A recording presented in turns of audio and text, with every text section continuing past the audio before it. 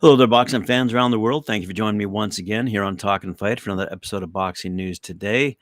And in the category of recent results, let us start off with that wonderful display of boxing skill by Jake Paul in his fight with Tommy Fury most recently.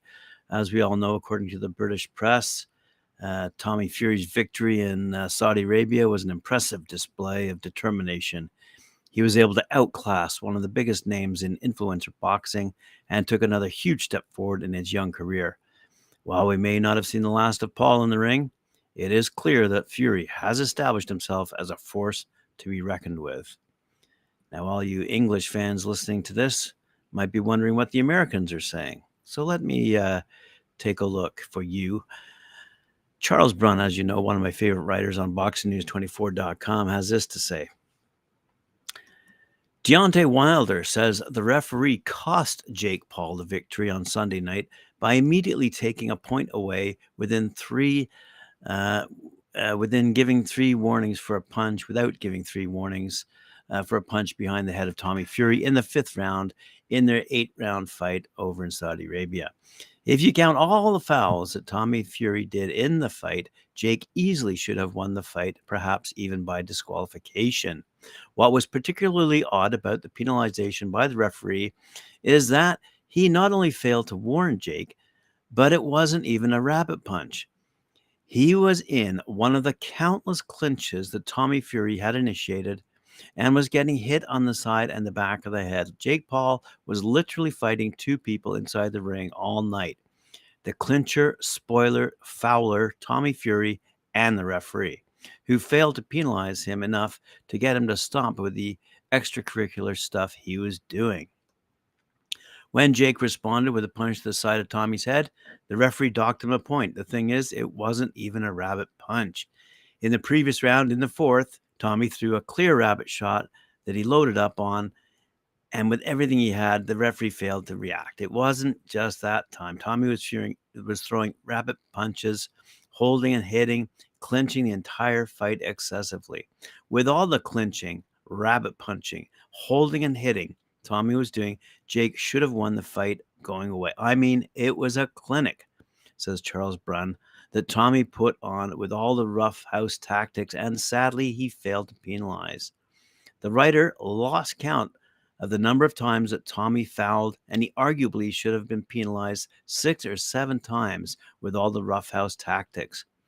Deontay Wilder believes Jake Paul beat Tommy Fury and has blamed the referee for deducting a point against the American.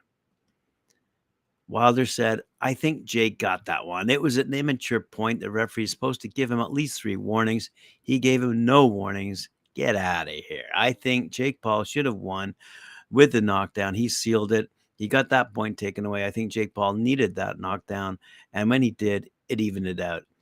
I think he only gave it to Fury because of the point taken." Well, there you go, fight fans. There's another opinion on the Jake Paul Tommy Fury fight, and let's move along to some of the undercard results. Even though Badou Jack thought he was the main event, he beat the WBC cruiserweight champ Pilunga Makuba, who's now 29-3 with 29 knockouts, fighting out of Johannesburg, South Africa, and he lost his title by being stopped by the former 2-division champ Badou Jack, as I said, also known as the Ripper, who's now 28-3-3 with 17 knockouts, who's fighting out of Dubai these days at 54 seconds in the 12th round. By the 11th round, Jack had landed a right to the head and dropped Makabu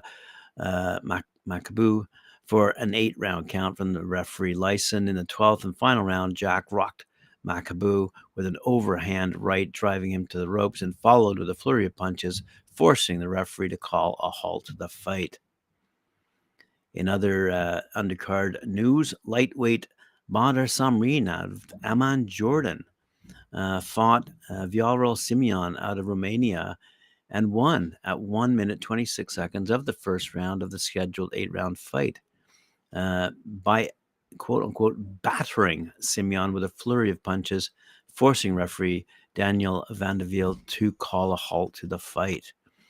In other action, we saw cruiserweight Munson Quaison 11-0, 8 knockouts out of Las Vegas, stopping Tariel Jafarov. He's 18-6 now, 17 knockouts, fighting out of Kazakh after 2 rounds due to an injured finger in the scheduled 8-rounder.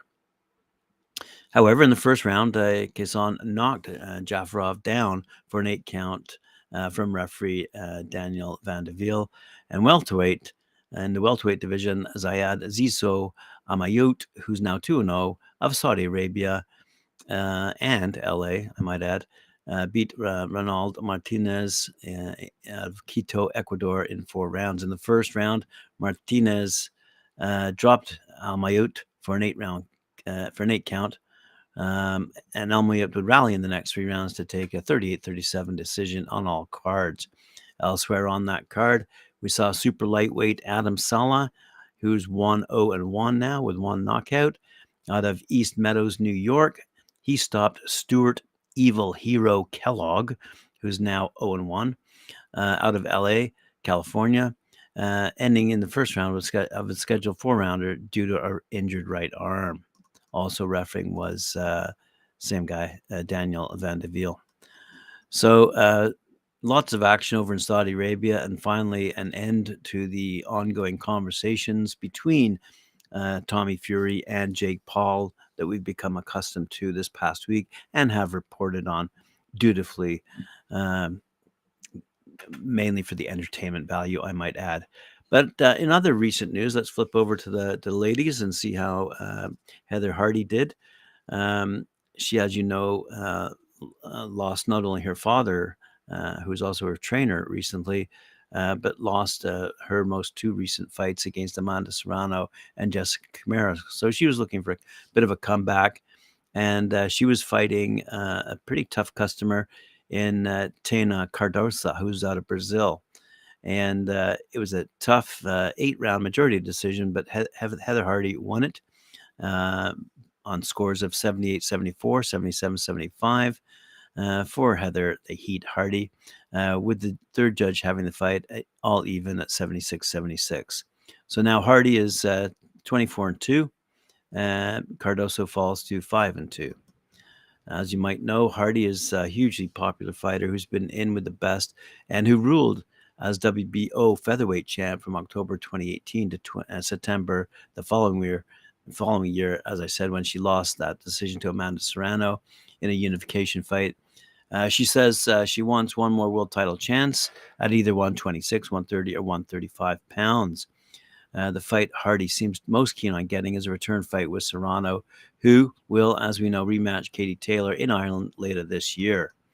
Hardy, who took some hefty shots against the Brazilian, suffers from swelling around one of her eyes as a result, says she is worthy of contention and that she feels Serrano may well grant her that rematch. She said, I know I'm just coming back, but my resume speaks for itself. I'm worthy of contention. Amanda was the first one to step up and say, girl, I got you back. She got a rematch against Katie. No disrespect. Champs fight champs. But she's from Brooklyn. Word means everything. She gave it to me. So back in the gym on Monday. As we all know, Hardy's been boxing as a pro since 2012. Has also tried her hand at MMA. Has thrilled fans with her all-action style. And it'd be really quite a story if she got one final chance at world title glory, to say nothing of how big it would be if Hardy could actually win another world title. Hardy's tough, and never having been stopped. Let's see how much momentum she can achieve with the latest comeback. Speaking of comeback in a weird sort of way, let's flip over to good old Adrien Broner. Now, we've been talking about good old Adrien Broner for a while, especially with his signing to BLK Prime and his anticipated fight against Mike. Oh gosh, what was his name? Michael Williams. Okay, so that fight didn't happen because Mike Williams got injured, and now it seems that Adrien Broner and BLK Prime have parted ways. But it might seem, given by how Rosie speaks of their parting, that Adrien Broner might have got some of the money he was owed because it was for a lengthy contract. And if BLK Prime had an early clause in the contract, that might explain why there's going to be a different direction now with Broner. It'd be interesting to know what led to the BLK Prime and Broner parting their ways. Was it the low pay-per-view numbers for his recently canceled fight against Mike Williams Jr.? Adrien Broner was supposed to fight Williams, as we all know, on February 25th, but due to a jaw injury suffered by Mike Williams, it resulted in the fight being canceled. So Broner said, "I'm just gonna come out and say it, let everyone know. Me and BLK Prime have decided to part ways. There's no bad blood. They just couldn't deliver everything that I needed at this point in my career. Right now, I'm in tip-top shape. I got myself in shape. I dropped all my vices. I'm not clubbing. I'm not drinking. I'm ready to start fighting. Hit me up. Adrien Broner is a free agent. Let's do this. As I said, I'm ready to fight today. Anybody can get it. The Can Man is back." Now, quite a while ago, you might remember that Eddie Hearn had offered a contract to Adrien Broner, which he did turn down. So I don't think Eddie Hearn's going to step up and offer him another deal, which might only leave Golden Boy as his only option. So let's see what happens to Adrien Broner. But I think he's past his prime, and I don't think any of the bigger promotions companies are going to make him that offer that he wants. We'll see what happens. But I have $1 in my pocket, so maybe he'll take that deal. It looks like the never-ending Conor Benn story is ongoing. The embattled British welterweight told the Daily Mail that he is preparing to sue the British Boxing Board of Control to the tune of £3.5 million. The boxers frequently butted heads with the regulatory body that oversees prize fighting in the United Kingdom over the handling of his 2 failed performance-enhancing drug tests from last year, and which led to the cancellation of his highly publicized 157-pound catchweight fight against Chris Eubank Jr. Ben told the newspaper that he believes the board has an agenda and that its conduct toward him has been inconsistent with what he feels has been far more lenient procedures for drug-troubled fighters in the past. He said, I've always been innocent, and the board have known about this for ages, except they chose to call the show off against Eubank 2 days before the day of the fight. There's been other fighters in the past who have tested positive, and the board have done nothing.